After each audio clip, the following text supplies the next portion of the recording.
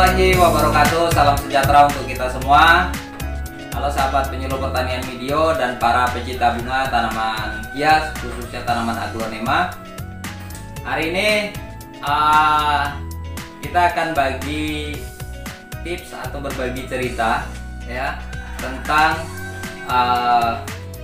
7 cara ya atau 7 tips dalam berbudidaya aglonema ya. Supaya apa? Supaya aglonema kita tumbuh subur dan baik ya.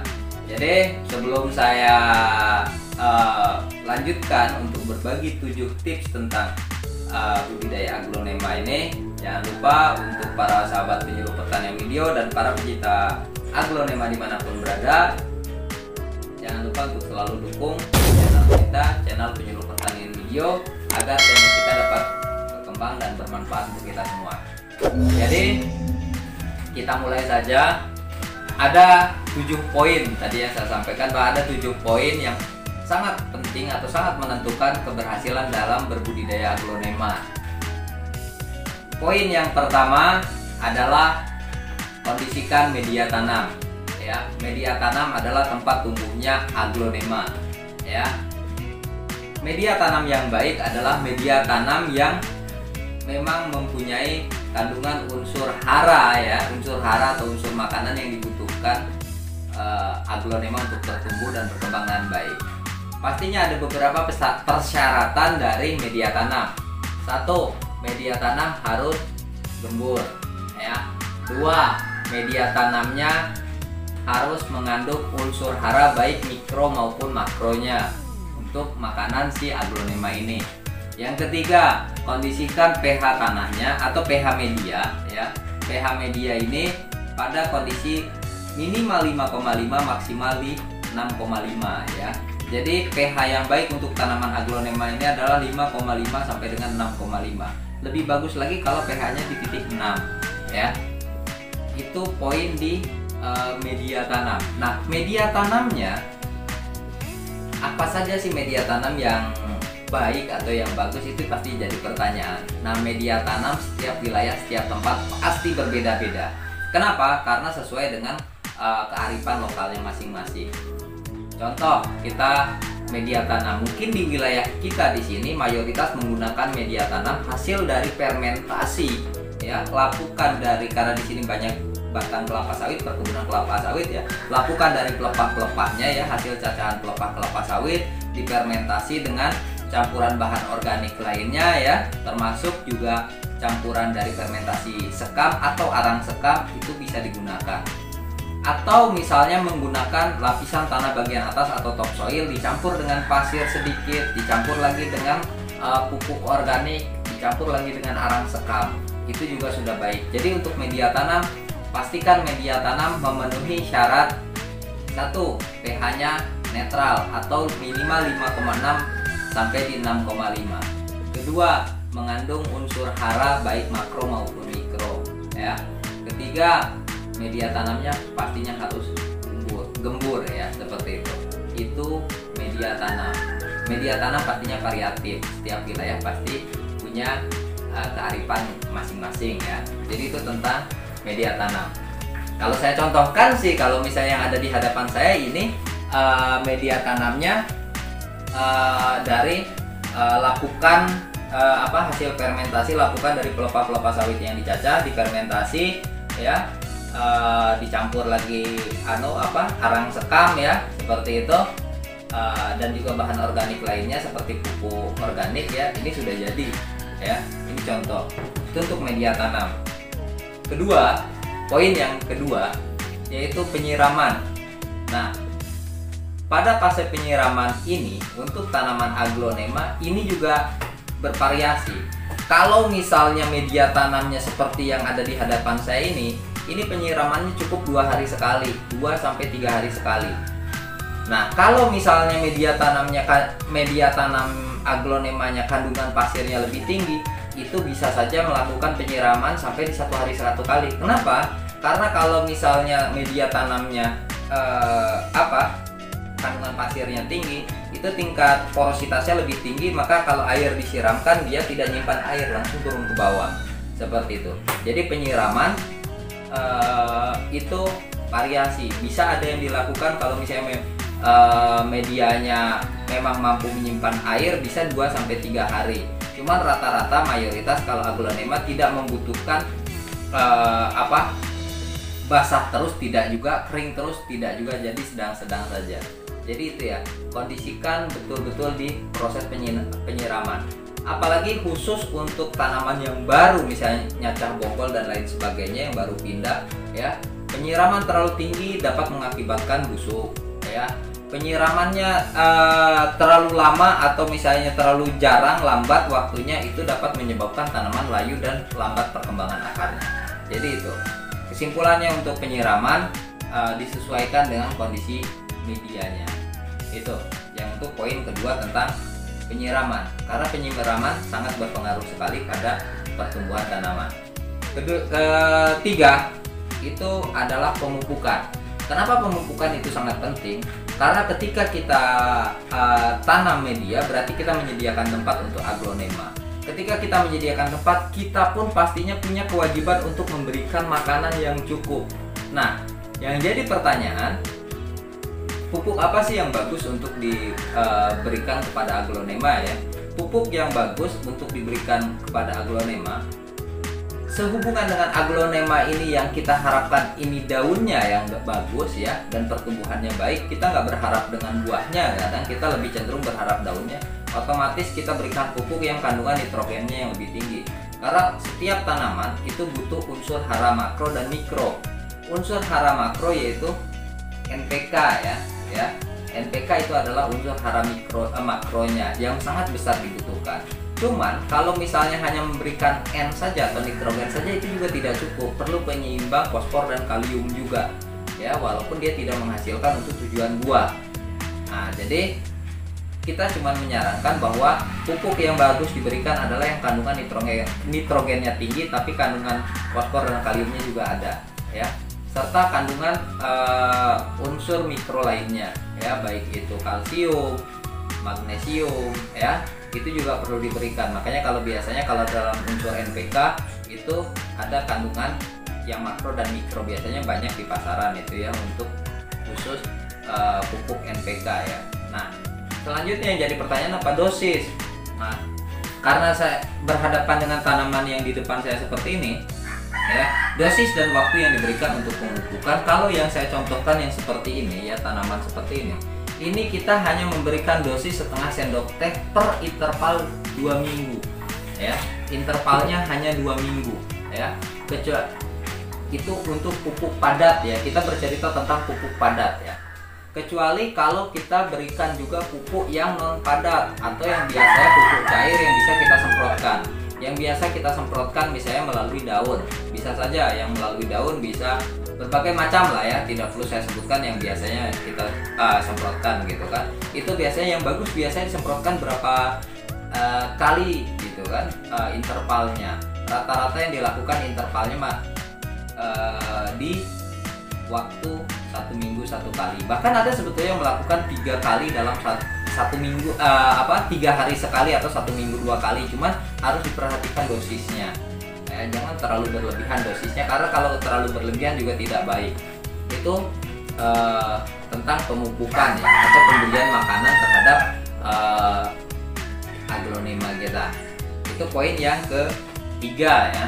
Nah, selanjutnya poin yang keempat adalah intensitas penyinaran atau penyinaran matahari, karena kita tahu tanaman aglonema adalah tanaman yang sebetulnya tidak membutuhkan sinar matahari secara langsung ya. Jadi tanaman aglonema ini merupakan tanaman yang memang membutuhkan tanaman pelindung ya. Makanya kalau misalnya di beberapa rumah bunga mungkin pasti kita jumpai tanaman aglonema ini kalau di rumah bunga tuh pakai paranet, atau misalnya kita merawat aglonema ini biasanya meletakkannya di teras bahkan di dalam ruangan. Karena tanaman aglonema tidak membutuhkan penyinaran yang langsung ya. Dia kalaupun langsung ya, dia tidak membutuhkan sinar matahari yang full, dalam artian misalnya penyinaran 10 jam per hari gitu. Tidak, karena tanaman aglonema ini hanya membutuhkan sinar matahari yang cukup saja, seperti itu. Kenapa? Penyinaran matahari sangat betul-betul berpengaruh terhadap nanti ke proses dia memasak makanannya atau berproses pada saat proses fotosintesisnya atau fotosintesanya. Jadi penyinaran yang cukup itu dapat menimbulkan perkembangan yang baik. Kalau misalnya penyinarannya kurang, maka pertumbuhannya pun tidak akan baik. Sedangkan sebaliknya penyinarannya terlalu tinggi, begitu juga pertumbuhan tidak akan optimal. Bahkan kalau misalnya terlalu panas, dia akan lebih cenderung kerdil. Ketika terlalu dingin, dia ya warnanya dia lebih cenderung dia redup warnanya. Nah, makanya intensitas penyinaran pada tanaman aglonema ini sangat berpengaruh terhadap mutasi warna. Makanya kadang ada yang beberapa sahabat penyuluh pertanian video bertanya, kenapa sih warna aglonema yang saya beli asalnya warnanya merah, ternyata setelah dirawat dan dipelihara ternyata daun-daun berikutnya tidak terlalu merah warnanya. Rupanya yang bersangkutan meletakkannya di dalam ruangan dengan kondisi intensitas penyinaran yang rendah. Akhirnya warnanya juga tidak timbul dengan cerah. Itu tentang intensitas penyinaran. Jadi kondisikan intensitas penyinaran secukupnya. Nah, poin selanjutnya, poin yang kelima adalah ini sangat berkaitan juga dengan intensitas penyinaran, yaitu apa? Suhu dan kelembaban.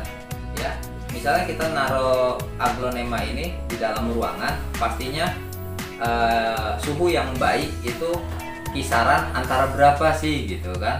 Tentunya kalau ngomongin suhu yang baik, kalau misalnya kita punya temperatur ataupun termometer kalau kita misalnya di dalam ruangan ya, kalau yang baik sih standarnya kurang lebih antara 22 sampai dengan 24 itu udah cukup baik. Itu yang baik untuk tanaman aglonema ya, 22 sampai dengan 24 derajat. Tapi apakah kita harus mengukur suhu? Kan tidak juga. Jadi pastikan ketika misalnya kita meletakkan tanaman aglonema kita di dalam ruangan, pastikan ada cahaya juga yang masuk. Karena dia butuh juga untuk masak makanannya ya. Itu tentang suhu dan kelembaban ya. Kelembaban sekitar daripada tanaman aglonemanya ya. Jadi itu. Nah, poin selanjutnya, poin yang keenam itu adalah repotting. Repotting itu adalah pergantian pot secara berkala. Kenapa perlu dilakukan pergantian pot secara berkala? Karena kalau misalnya tanaman ini, kita contohkan di hadapan saya, ini kalau sebesar ini masih dengan ukuran pot seperti ini masih oke gitu. Tapi kalau misalnya ini dalam ukuran pot seperti ini, kalau misalnya sudah jadi 4 sampai 5 batang, dia udah kerepotan seperti itu. Jadi pertumbuhan pun tidak akan optimal. Makanya pergantian pot secara berkala itu penting. Nah, yang jadi pertanyaan, kapan sih waktunya pergantian pot? Nah, penggantian pot itu variasi ya, tidak bisa penggantian pot ini tidak bisa dilakukan atau tidak bisa diukur dengan waktu bulan, misalnya per 2 bulan atau per 3 bulan, tidak, tapi nunggu waktu ketika tanaman ini sudah kira-kira tidak memungkinkan lagi dengan kondisi potnya saat itu ya. Jadi pergantian pot ini dilakukan sesuai dengan kondisi tanaman pada saat itu. Kalau seperti ini dengan pot dengan ukuran seperti ini masih oke. Tapi kalau misalnya ini sudah beranak misalnya 4 sampai dengan 5, ini sudah nggak muat lagi, berarti harus ganti pot yang lebih besar. Ya kan, seperti itu. Jadi pergantian pot juga itu adalah poin yang sangat penting, mengkondisikan supaya ibaratnya sama dengan kita ibaratnya memakai pakaian atau memakai baju. Kalau misalnya badan kita kecil, pakai bajunya kebesaran pasti kedodoran.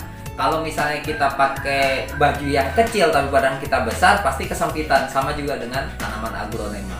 Jadi itu kondisikan potnya itu yang sesuai untuk dengan pertumbuhannya seperti itu.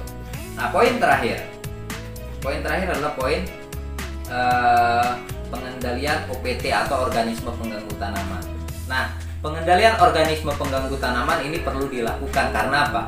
Pastinya tanaman aglonema punya juga pengganggunya ya. Pengganggu itu berbagai macam. Kalau misalnya di dalam pot kita tumbuh tanaman lain atau tumbuhan lain selain dengan aglonema, pastinya itu juga sudah menjadi organisme pengganggu karena itu pastinya kita anggap adalah gulma.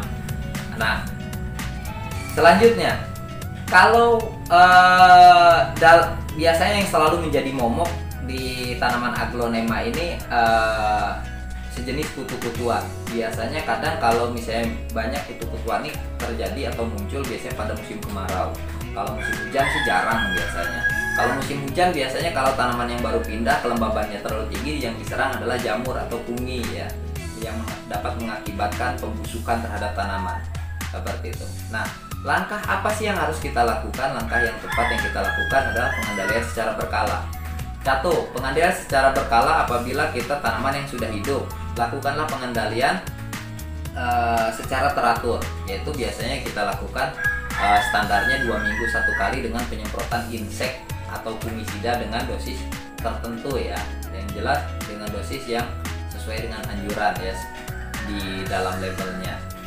Nah, khusus untuk tanaman yang baru pindah ya, yang baru pindah biasanya banyak perlakuan yang dilakukan ya, termasuk dengan kalau misalnya baru mecah anakan itu dicelup dulu baik itu menggunakan hormon perangsang pertumbuhan akar serta biasanya menggunakan juga fungisida tertentu ya. Jadi itu pengendalian organisme pengganggu tanaman dilakukan secara berkala.